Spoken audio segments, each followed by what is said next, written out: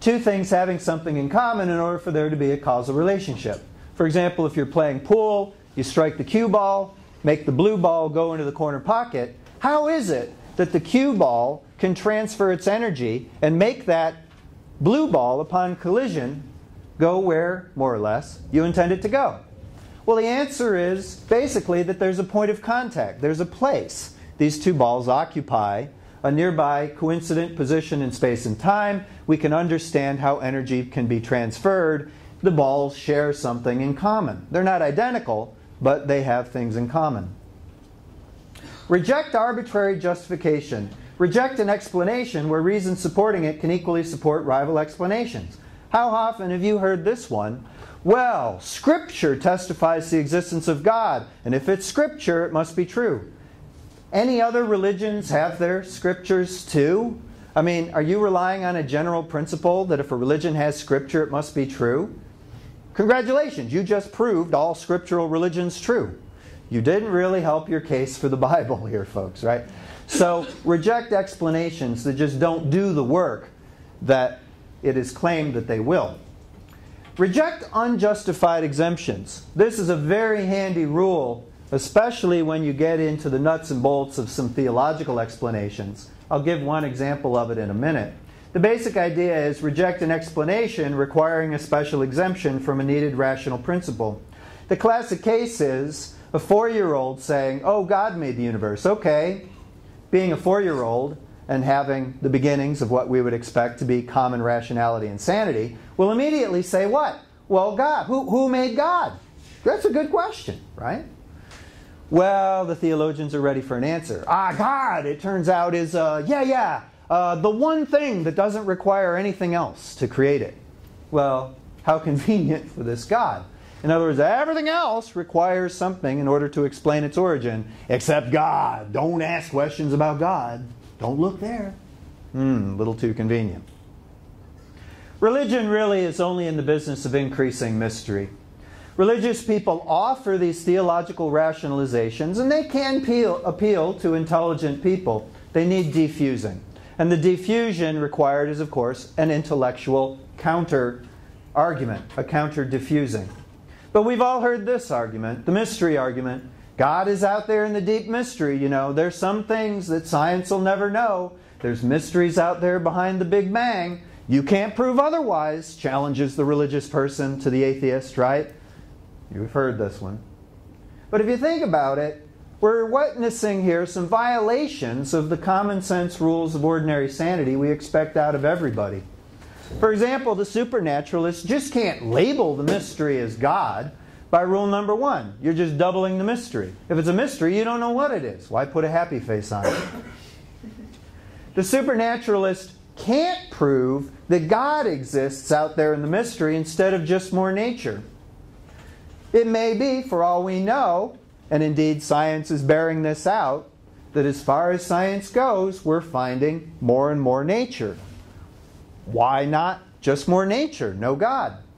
The supernaturalist can't prove that at some point nature stops and God begins out there in the deep mystery. You can't admit that it's a deep mystery and then suddenly claim to know something. If it's a mystery, you don't know, right? You don't know if it's just more nature or not.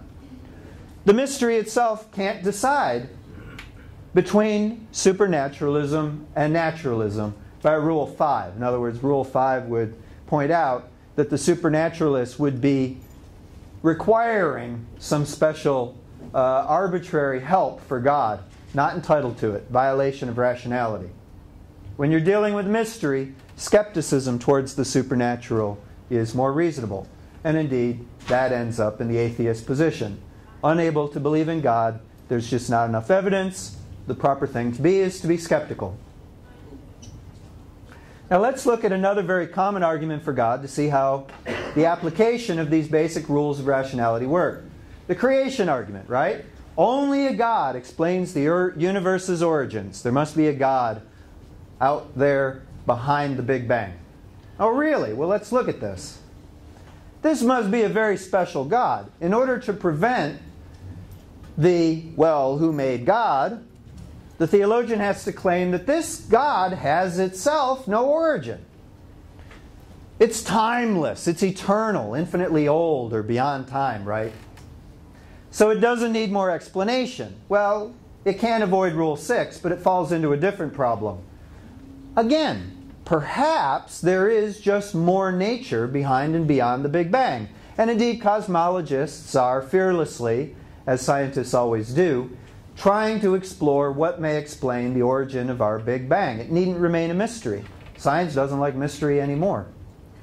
A timeless or eternal nature, perhaps some sort of eternal inflation, cosmologists are talking about.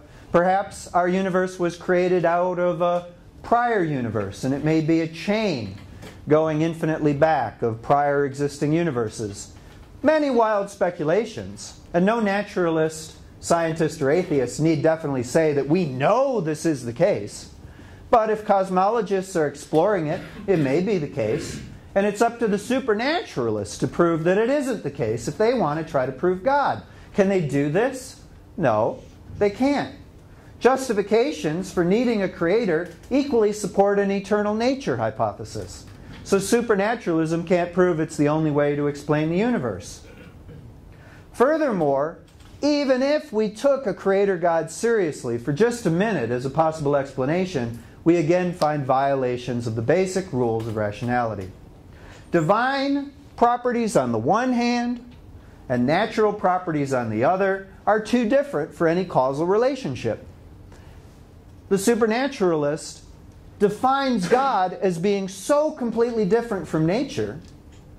God doesn't exist in space-time. God doesn't have any natural forces or energies. God is beyond all time, right? You've heard the talk. Well, if it's so unnatural, you have completely eroded away any possibility of giving some sort of causal relationship between these two things. It's just a mystery. Well, if it's just a mystery, then it's a failed explanation. Furthermore, God couldn't create nature from nothing. Oh, adding nothing helps. Like nature and nothing have a lot in common, right? So adding a third term of nothing, again, only increases mystery. We're not even dealing with an explanation. Here's another one, the design argument. Only a God explains the universe's complex lawful order. And indeed, the universe, as we observe it and know it through science, does have a fairly complex, lawful order. There are a variety of natural laws intricately connected together. The universe has a long history of the developmental process of the playing out of these natural laws, forming stars, galaxies, planets, right? There's a lot of order that has gradually arisen from some basic natural laws over time. But the two premises that the supernaturalist needs should be seriously questioned. The two premises that the supernaturalist needs to get the argument going is one, that the universe's lawful order is highly improbable. This is something weird or chancy. This needs explanation. Second premise is that this improbability has only one possible explanation, and we know what the religionist wants, the God designer, right? Design implies designer. But wait a minute. First of all, the probability of our universe and the natural laws that our universe has is really unknown. Science can't yet place any clear probability on what the odds of a universe like ours really is. For example, for all we know, it may be the case that any universe that successfully inflates to the size of ours may have had to have more or less our set of fundamental laws. It's possible. Cosmologists are exploring it. It may prove out to be false. But clearly premise one is way too hasty. Here's another example. Some cosmologists are interested in the idea that our universe is not the only universe that has ever existed. The multiverse theory says that the very same way that our universe originated may, for all we know, have been popping off other universes, small and large, over an infinite, incalculable amount of time before and after our own universe had arisen. We just don't know how probable it is. For example, if it is the case that it's just more nature, this nature has been producing a nearly infinite or infinite amount of universes of every possible probability, design, and order, then the odds of a universe existing exactly like ours approaches 1. Right? There had to be a universe like ours, and we just happen to be living in it. Okay?